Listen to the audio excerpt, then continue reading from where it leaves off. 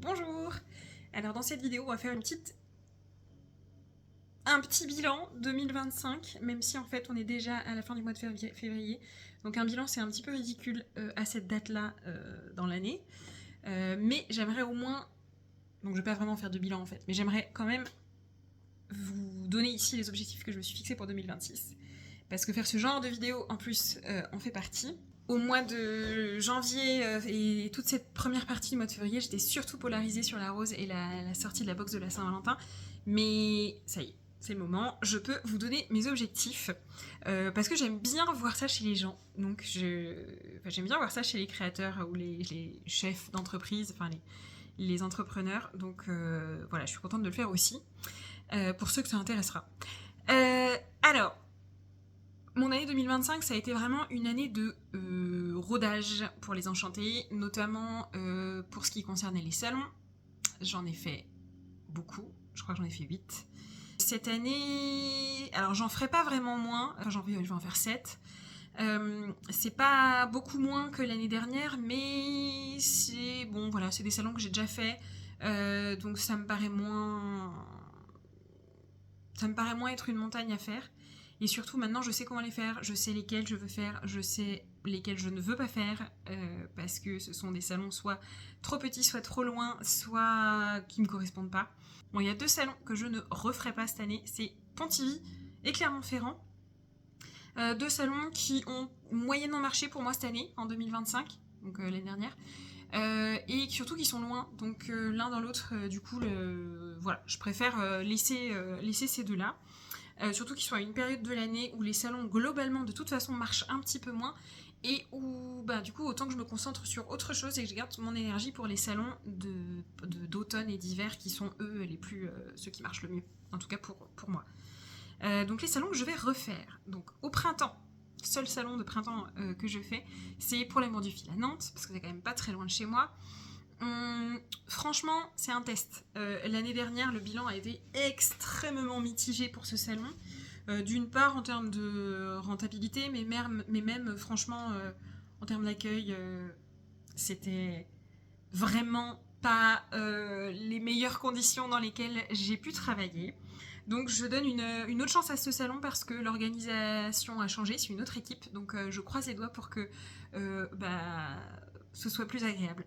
Franchement, je vous le dis en toute transparence, je crois que l'année dernière, il n'y a pas une seule personne de l'équipe organisatrice qui ait répondu à mes bonjours le matin quand je passais à côté d'eux. Donc, pour vous donner un petit peu l'atmosphère, quoi. Alors ça, c'est mon mari qui passe la tondeuse. Désolée, il y aura un petit bruit de fond, tonde de pelouse. Les autres salons que je vais faire du coup à partir de l'automne, donc il y en a 2 que j'ai déjà fait là, début 2026, c'est Cholet, que j'aime vraiment bien, parce que c'est pas loin de chez moi. Donc je peux rentrer chez moi tous les soirs et c'est chouette pour la famille. Et puis aussi parce que ça fait 3 ans que je le fais et que c'est tellement agréable d'avoir un peu ces habitudes et ces habitués qui reviennent et qui après avoir testé tel patron disent ah bah tiens je passerais bien à celui-là, ah c'est quoi vos nouveautés, ah j'ai adoré faire ça, ou oh là là qu'est-ce que j'ai galéré sur ce point-là, voilà vraiment j'aime bien Cholet pour ça parce que c'est le salon que je fais depuis le plus longtemps. Donc, puis j'aime bien l'atmosphère là-bas. C'est un peu particulier, mais j'aime bien ce salon-là. L'autre que j'ai fait, c'est Orléans. Et donc, ce que je vais faire maintenant, à l'automne prochain, ce sera Rouen, que j'avais adoré l'année dernière. Toulouse, alors ça c'est une nouveauté, mais comme le Nitit ne se fait pas cette année, alors que j'ai tellement aimé ce salon en 2025, je crois que c'est le salon que j'ai préféré, quoi. En termes de temps qu'on a pu passer avec les clients à papoter, et pourtant Dieu sait qu'il y avait du monde, hein.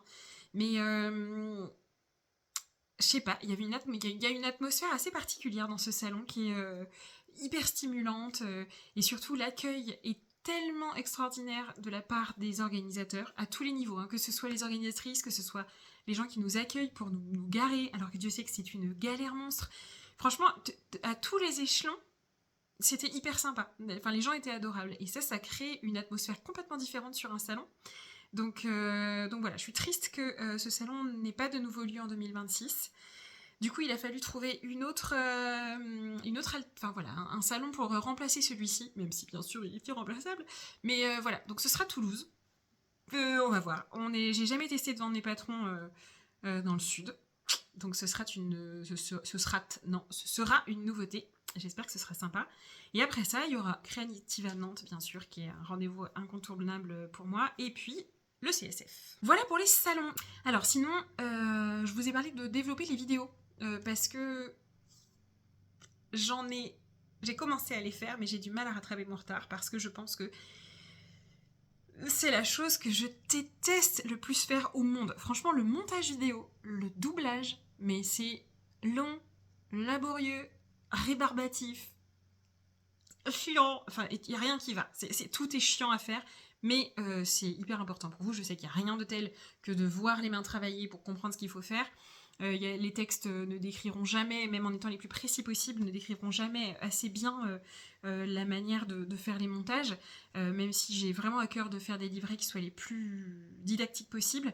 Voilà, je sais que la vidéo c'est incomparable comme aide, donc je continue, mais je peux vous avouer que c'est vraiment pas ce que j'aime le plus faire. À chaque salon, je vous promets que certaines vidéos arrivent dans le mois, et en fait je ne m'y tiens pas parce que à chaque fois je me fais avoir sur le temps que ça prend de faire ces montages, et du coup je promets beaucoup en ne faisant pas. Donc c'est pas bien, je vais vraiment être plus attentive à ça pour 2026.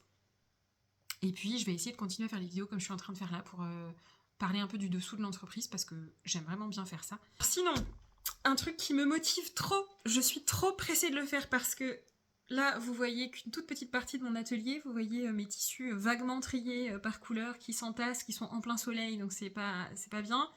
Voilà, j'ai un atelier qui est grand, j'ai une très grande pièce qui est dédiée aux enchantés.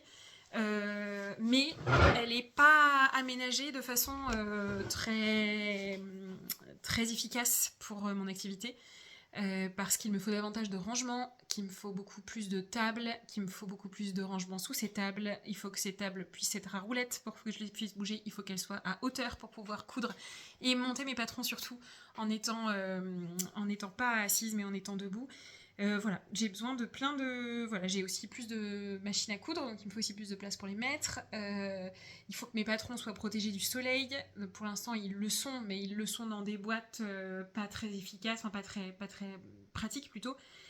J'ai les pochettes qui sont rangées d'un côté parce qu'elles sont dans un format quand elles sont pas pliées. Les patrons dans un autre, les livrets encore dans un autre endroit, donc pour gérer le stock, c'est pas pratique non plus. Voilà, j'ai la chance d'avoir un grand atelier dans lequel je peux faire vraiment beaucoup de choses, mais pour l'instant, c'est vraiment pas optimal mon organisation. Donc ça va être l'objectif. Je pense malheureusement que Ikea va être mon meilleur ami parce que c'est à la fois économique, bien foutu et très pratique. Donc voilà, je vais faire ça. Surtout que... Enfin, j'imagine que toutes les couturières font un petit peu ça. On a tout un peu notre atelier rêvé dans la tête. Et Pinterest est un très mauvais... enfin voilà, Pinterest donne beaucoup d'envie. Donc je suis très contente de faire ça. J'espère que j'arriverai à faire quelque chose de joli. Je vous montrerai. Parce que c'est pareil, ça donne des idées peut-être pour se faire des tables, des rangements pratiques et tout ça. Enfin, peut-être que ce sera pas du tout pratique au final. Mais... peut-être que je me donne des objectifs un peu hauts là.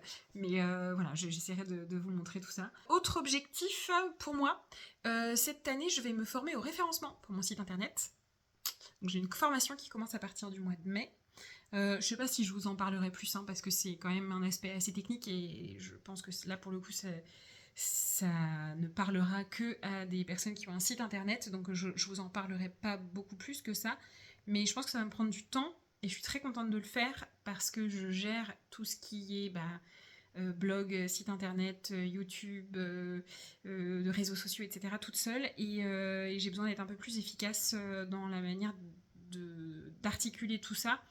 Et du coup, de faire marcher tous ces outils au maximum de leur potentiel. Il y a un autre chantier qui va me prendre beaucoup de temps et j'espère que je vais le mener à bien. C'est la réédition de beaucoup de mes patrons. Pour ceux qui connaissent les Enchantés ou qui ont fait des patrons que j'ai publiés au début des Enchantés, parce que les Enchantés ont 4 ans et demi maintenant à peu près.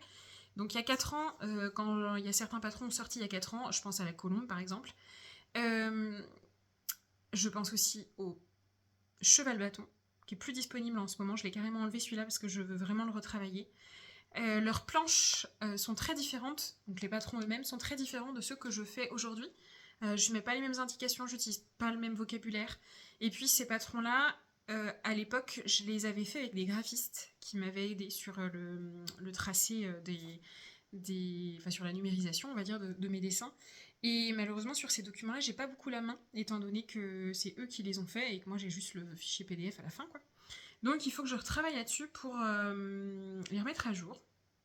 Je pense que ça va me prendre du temps parce que ça fait 4 ans que je navigue un peu entre l'envie d'être très précise et l'envie enfin, pas au contraire, mais l'envie d'être très précise, mais aussi l'envie d'être très abordable en termes de difficulté.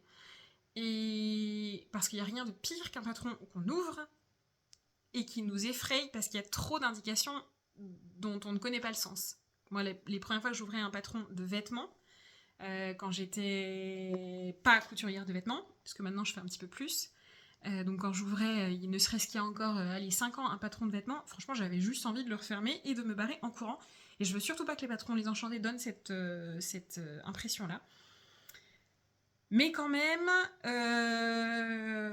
a des choses que je ferais quand même différemment maintenant. Et il y a certains patrons où peut-être au contraire j'ai été un peu trop technique en me disant ah non là faut que je sois un peu plus technique. Alors que non, je veux être la plus abordable possible. Enfin bref, je navigue un peu au milieu de ces deux envies-là depuis 4 ans. Et je pense qu'il faut que je réharmonise un petit peu tout parce que j'ai pas eu la même attitude d'un patron à une autre. Enfin voilà. Donc il faut que je réharmonise ça. Ça va être un gros chantier que je suis contente de faire. Je crois que malheureusement, c'est un peu le lot de toutes les créatrices de patrons. Dans tous les cas, au bout de... Enfin, c'est cyclique, je pense. Au bout de quelques années, on a envie de reprendre tous les patrons qu'on a déjà faits pour les adapter aux compétences nouvelles que l'on a, ou aux exigences nouvelles que l'on a, ou aux choix nouveaux qu'on a faits. Ça ne veut pas dire que les patrons anciens étaient moins bons, mais ils ont évolué, on a évolué et on a envie de les faire évoluer avec nous, quoi. Voilà. Donc ça va être un de mes chantiers. Et il y a aussi des petits trucs qui vont naître en sous-marin pendant toute cette année. Je pense à 2 projets que j'ai, dont je ne vous parlerai pas du tout, mais qui vont me demander du temps et qui devraient peut-être aboutir en 2027. Enfin, qui vont aboutir en 2027. Donc je ne vous en parle pas tout de suite. Mais c'est vrai que c'est la box que j'ai faite de la Saint-Valentin. C'était une manière de travailler complètement différente de ce que je fais d'habitude, puisque c'est pas une sortie traditionnelle de patron. Là, c'était plusieurs sorties en même temps, des projets un petit peu différents, qui s'adressaient du coup aussi à des personnes différentes. J'ai adoré faire ça. C'était un peu stressant, parce que j'avais pas derrière moi l'atelier qui suivait pour que je puisse être assez efficace dans la préparation de tout ça. Mais j'ai adoré ça, donc j'aimerais bien travailler un peu différemment sur certains projets. Je suis en train de réfléchir à ça. Une box, c'est sûr, j'en referai une pour 2026. Ça, c'est certain. Certainement pour Noël, d'ailleurs. Je sais pas dans quelles conditions, je sais pas autour de quel patron, je sais pas avec qui. Mais c'est sûr, je retravaillerai ça. Voilà, en fait, j'ai plein de petites envies. Donc, c'est pas vraiment des résolutions. C'est pas vraiment des objectifs. Bah si, c'est quand même des objectifs pour 2026. C'est des envies que j'ai et qu'il va falloir que je fasse en sous-main parce que un des grands objectifs de 2026, c'est d'être un petit peu plus au taquet, d'être un petit peu plus carré dans la prévision des choses. Il faut que je vois les choses un petit peu plus en amont parce que je vois bien que les patrons qui sont préparés avec une intention particulière par rapport à une date particulière, c'est ceux qui marchent le mieux, mais ça demande de s'y prendre vraiment longtemps à l'avance. Donc voilà, je vais essayer d'être un petit peu plus organisée dans ma manière d'organiser mes sorties de patron. Bon, j'espère que je vais me tenir à ces résolutions. Je pense que ce ne sera pas le cas, parce que les résolutions sont faites pour ne pas être suivies, mais bon, dans tous les cas, il faut quand même en poser. Donc voilà, j'espère que vos objectifs à vous sont chouettes pour 2026, qui vous motivent, et autant que tous ces objectifs me motivent moi. Et je vous souhaite une bonne journée.